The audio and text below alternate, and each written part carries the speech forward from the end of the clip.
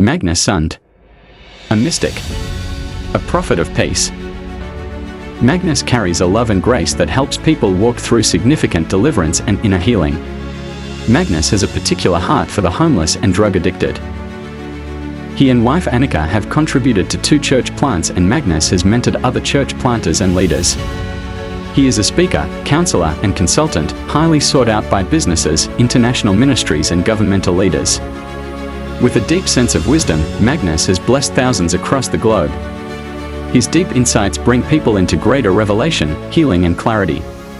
Here is Magnus Sund. Magnus, can you share with us the most bizarre supernatural experience that you had? I think the most bizarre is one thing, but maybe the most powerful for me is another thing. So I didn't grow up in a religious home.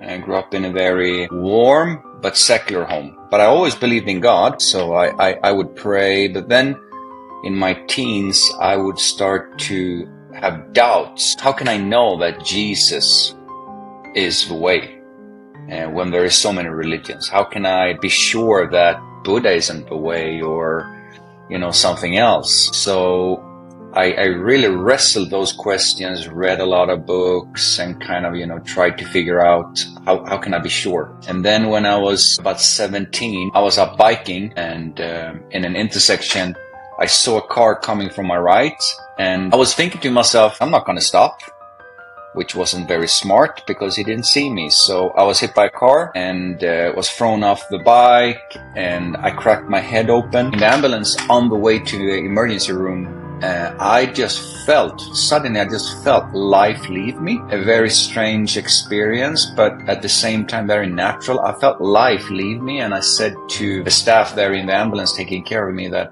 I'm going to die now, just so you know. And I'm a believer in Jesus Christ, and I'm going to go to him now, and it's very important that you receive him as well. And then I died, left my body. Suddenly I was in this bright white place, and you could see as far as there is no end, and it was just bright light, and there was a peace that I've never felt in my entire life. It was saturating every part of me. There's complete silence and complete stillness, and at the same time there was no needs. I had no needs. I was 100% content and happy. And I was thinking to myself, if this is eternity, standing in this light all alone, it will be amazing.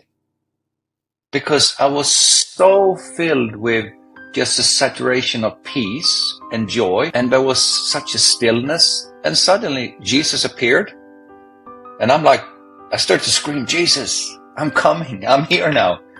And he just spoke to me and he said, it's not your time, son. It's not your time. I'm going to send you back. And I just cried out, no, I don't want to go back. I don't want to go back. Don't send me back. Please don't send me back. And he just said, son, I have a lot of things for you to do, so I have to send you back.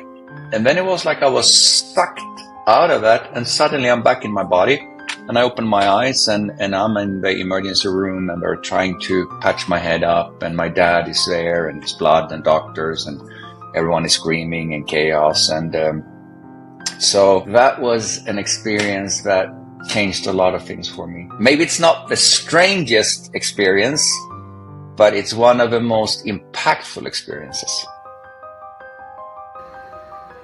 How does the experience help you or benefit you? It gave me a reassurance of Jesus Christ that I really treasure and value, that is real. I'm not afraid of death after that, because it was so peaceful. It was so bright. It was so filled with hope. It actually brought a longing to be there. So for a couple of years, I was like, it's good to be alive, but it's good to be here. But it's like you tried that burger, and then nothing you ever eat can compare to that burger. It took me a while, a couple of years, to kind of, okay, I'm going to go there, but I have to engage fully in life here. So let's live a full life here, and then a full life there. Is a supernatural lifestyle available for everyone who desires it? Yes, I would definitely say yes. Then I think it's important that we don't put someone else's experiences as a pattern for us, because if I don't have the same experience as Sue or as you, Lawrence, then I might disqualify my own experiences. But the supernatural experiences are there for everyone. Now, I think some are more prone to it and some are less prone to it, but it's definitely available for everyone. How do we recognize our supernatural abilities in our personal life? I think that a holistic view of reality, body, spirit, soul, that God and the spirit world and the physical world is connected. Just as we believe that just as I'm a physical being with arms and legs, but I'm also a spiritual being, and it's all one. And the same is true with everything that is created. Having an awareness of the physical and the spiritual at the same time and not dividing them. I think that's a major key. And then also being aware that stress, worries, fear, all of these three have a tendency to shut down the spiritual side of life, as it does with the joy side of life, the peace side of life, the hope side of life. Sigmund Freud said that stress is not of the devil, stress is the devil. So stress, worries, and fears kind of robs us from the awareness of the spiritual side of reality, but also from joy and peace and all of these. So try to not worry, try to not stress. You seem to always have this peaceful energy around you, Magnus. What are the keys to remain peaceful even in the midst of a chaos? I think that there's of course many components to that, but if my heart and my hope is anchored in that I'm loved, then that really helps you to have peace. I think that fear and pride, which usually are two enemies that we wrestle with, has its roots in fear or pride. So fear and pride have their root in loneliness. If you know that you're lonely and you have to face life alone, then fear is easily knocking on your door and get an entrance into your life.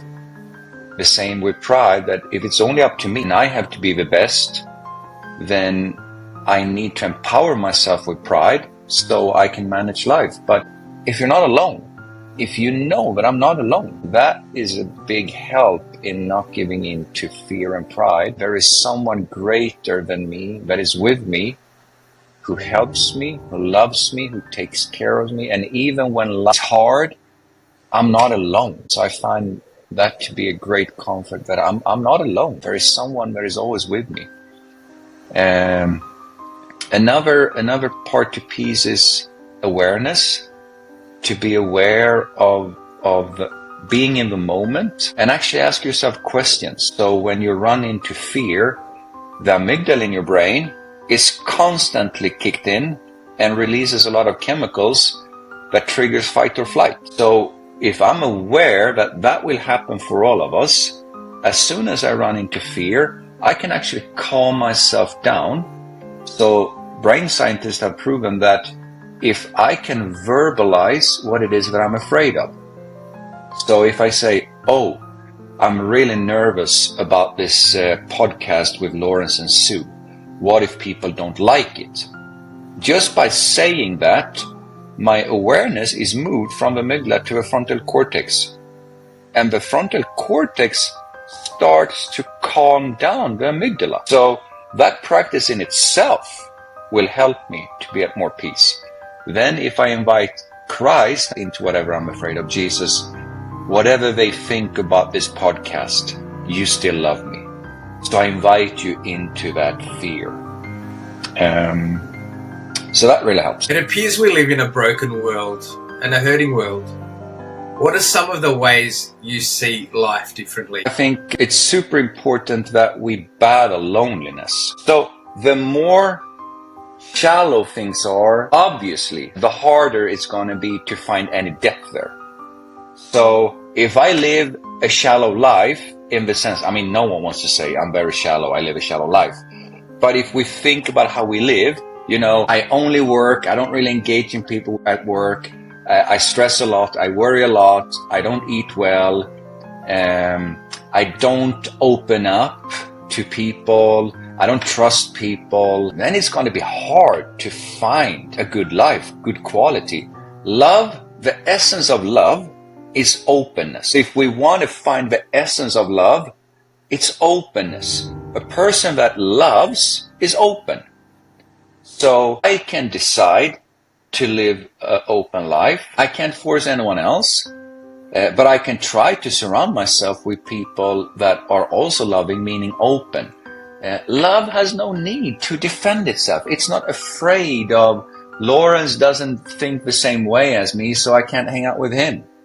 Love is open, so I'm so intrigued by Lawrence because we see things differently. So I think that living an open life is very important. Then I think that practicing being aware, practicing presence, because we're so fragmented most of the time because of the pace of society, the pressure of what we need to be and what we need to become instead of just being. I used to say to people, your best superpower, your greatest gift is that you are you.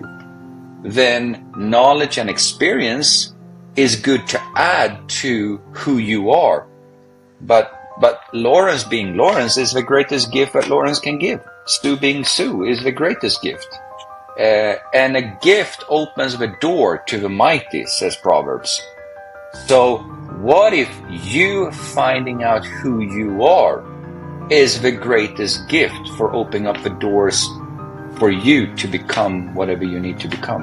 Magnus, to end our podcast, we always ask our guests the final two questions. The first question is, If you could live your life over again, what is one thing that you would do differently? I wish that I would have confronted my fear earlier in life. I had so much fear growing up.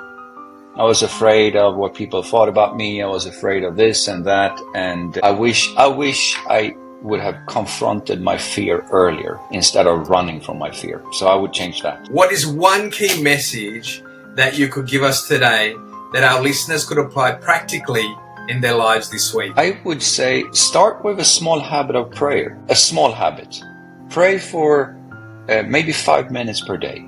And set aside a specific time when you do it. And try to keep that habit. Like I pray every time between 8 and 8:05 in the morning. Or when I drive, I take my 5 minutes. And pray in a way that is simple. Use your own language. Don't try to find a religious language. Just speak from your heart. And if you say, I don't really know if there is a God, well, then speak to someone that you would like to get to know. Ask the same questions that you would ask a person. Tell God, this is how I think, this is how I function. And do that for 6 months and see what happens.